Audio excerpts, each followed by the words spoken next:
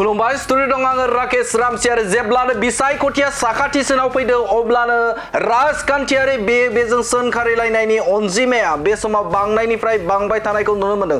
थिग बेबायदिनो इउपिपिएल राजखान्थि हान्जानि थामहिनबा बिटिआरनि मावफुं सोद्रोमा रनजित बसुमतारी बिथाङा बे समाव हाग्रामा महिलारि बिथांखौ गोबां बाथ्राजों सोंखारिनायखौ नुनो मोनदों। बे समाव हाग्रामा महिलारि दैदेननाय बिपिएफ राजखान्थि हान्जाखौ बुंथिदों जे बे समाव बिपिएफ राजखान्थि हान्जाया रानथाबनानै थानाय मोनसे जिबौ गोरान बायदि जाबाय होननानै बाथ्रा बुंथिदों बिटिआरनि मावफुं सोद्रोमा रनजित बसुमतारी बिथाङा। बे समाव बिथाङा बुंथिदों जे रानथाबनानै थानाय जिबौ गोरान बायदि बिपिएफ राजखान्थि हान्जाया जाबाय आरो बिथांमोना रानथाबनानै थानाय जिबौ जानानै मैदेरखौ मन'नो लुबैदोंब्लाबो हानाय नङा होननानै बाथ्रा बुंथिदों बिटिआरनि मावफुं सोद्रोमा रनजित बसुमतारी बिथाङा। रानहाबनाय जिबौ गोरान बायदि बिथांमोना अबस्थायाव जानानै फैबाय। जिबौ गोरान जानानै मैदेरखौ मन'नायनि सिमां नुनाया माने साननो गोनां मोनसे बाथ्रा। आरो बिटिआरनि मावफुं सोद्रोमा रनजित बसुमतारीया आरोबाव गोख्रों बाथ्राजों गाग्लोबदों हाग्रामा महिलारि बिथांखौ। बिथाङा बुंथिदोंमोन जे 31 मार्चनि उनाव बिटिआरनि खुंथाय थामहिनबा प्रमद बर'नि पावार एन्ड फांसनफोरा थानाय नंला होननानै बाथ्रा बुंथिदोंमोन आरो बेखौ लानानैनो बिथां रनजित बसुमतारीया फिन जाथाय होदों जे बे समाव हाग्रामा महिलारिया फैगौ जानो गोनां जे जोबथा रांबावजा थामहिनबा 31 मार्चनि उनाव जोबथा रांबावजा जागोन आरो बे रांबावजायाव हाग्रामा महिलारि बिथाङा जुदि रांबावजायाव फैनो हायाब्ला बिथाङा आसान गाननानै रायजो राजाफोरनि खाथियाव होननानै बाथ्रा बुंथिदों बिटिआरनि मावफुं सोद्रोमा रनजित बसुमतारी बिथाङा। 31 तारिखनि उनाव जोंहा एसेम्बलि मोनसे जागोन। नोंथांमोननि मिडियानि गेजेरजों आं खावलायनो नागिरदों बिथाङा बै जोबथा एसेम्बलि सेसनाव बाहागो लाफैथों आरो बाहागो लानो हायाब्ला आसान गाननानै बिथाङा रायजोफोरनि खाथि गिदिंहैथों। आं बेखौसो बिथांनियाव खावलायदों। हाग्रामा महिलारि बिथांखौ नोंथांमोना मिन्थिखागौ जे गोलाव सम बिथाङा बिटिसिनि जे रांबावजा बे रांबावजायाव नुजाथियाखै। नाथाय बे समाव बे रांबावजायाव नुजाथियैखौ लानानै बिथां रनजित बसुमतारीया बुंथिदों जे हाग्रामा महिलारिया फैगौ जोबथा रांबावजा बे रांबावजायाव जुदि बिथाङा बाहागो लायाब्ला बिथाङा आसान गाननानै होननानै बाथ्रा बुंथिदों। आसान गाननानै रायजो राजाफोरनि खाथियाव होननानै बाथ्रा बुंथिदों बिटिआरनि मावफुं सोद्रोमा रनजित बसुमतारी बिथाङा। जेब्लानो बिसायख'थिया साखाथिसिनाव सफैदों जानो गोनां जे बिटिसि बिसायख'थि बे बिसायख'थिखौनो नोजोर बोनानै बाथ्रा दान्थेलायनाय हाबाफारिया बे समाव सोलिबाय थानायखौ नुनो मोनदों। हाग्रामा महिलारि आरो गुबुन दैदेनगिरिफोर बे दैदेनगिरिफोरनि गेजेराव बेजों सोंखारलायनायनि जे थासारि बे थासारिया सोलिबाय दङ। थिग बेबायदिनो रनजित बसुमतारीया बे समाव हाग्रामा महिलारि दैदेननाय बिपिएफ राजखान्थि हान्जाखौ जिबौ गोरानजों रुजुनदों जे जिबौ गोरान बायदि अबस्था जाबाय बिपिएफ राजखान्थि हान्जाया।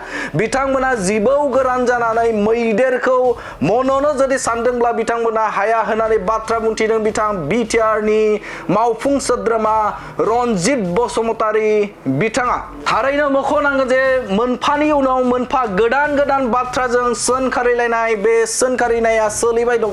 फैगौ जानो गोनां जे बिटिसि बिसायख'थि बे बिसायख'थिया जोबोदनो मेहेरगोनां बे थासारिजों नुनो मोनगोनखौ जों मिजिंथिनो हायो। मानोना बे समाव गोदान सोदोबजों आरो गुबुन बिथिंजों बे समाव राजखान्थियारि एरखुलायनाय जे राव बाहायनाय बे बाहायनायखौ बे समाव नुनो मोनदों। फैबाय थानाय बिसायख'थि बे बिसायख'थियाव आरोबाव बेनिख्रुइ गुबुन बिथिंजों बे समाव गोख्रों मोनसे बिसायख'थि जागोनखौ मिजिंथिनो हायो। बिथांमोना बुंनायनि अनगा जेबो राहा गैला। मानोना रानहाबनाय जिबौ गोरान बायदि बिथांमोना अबस्थायाव जानानै फैबाय। जिबौ गोरान जानानै मैदेरखौ मन'नायनि सिमां नुनाया माने साननो गोनां मोनसे बाथ्रा।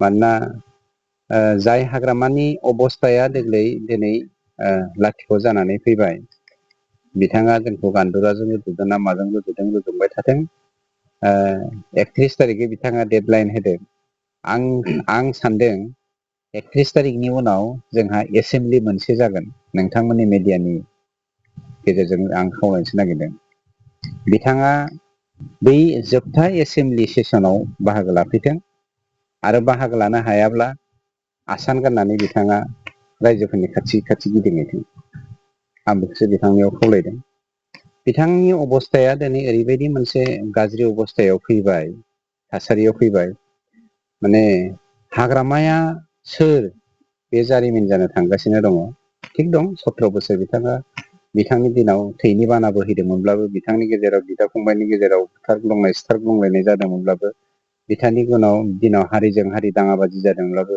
बिथांनि दिनाव सोबख'नाय जाख'नाय साखन्द्रा बारा ओंखारदोंमोनब्लाबो जों बेखौ बावगारबाय आरो बिथाङा जि जारिमिन खालामलांबाय दा हाग्रामा होननाय बस्तुआ मोनसे जारिमिन जानो थांगासिनो दङ बेखौ बिथाङा दोनखोमानो थाखाय रायजो राजानि सिगाङाव बुंथिलागासिनो दङ आंथ' बुङो नैबे बावैसोनि गेजेराव इलेक्सननि सिगां मेक्सिमाम बिपिएफनि लिडारफ्रा आं इउपिपिएल दोलोआव हाबगोन होननानै बुङाखै हाग्रामानि बिपिएफ दोलोखौ नागारजोबनो थांगासिनो मोनसे फोसावथाय दतमा इउएन एकाडेमि फरायसालिया लानानै फैदों बेसेन नाङै मुं थिसननाय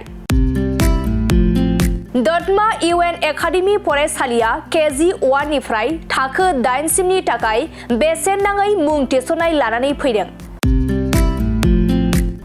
इउएन एकाडेमि दतमा फरायसालिया केजि 1 निफ्राय थाखो 8 सिमनि फरायसाफोरनि थाखाय बेसेन नाङै मुं थिसननाय होगासिनो दं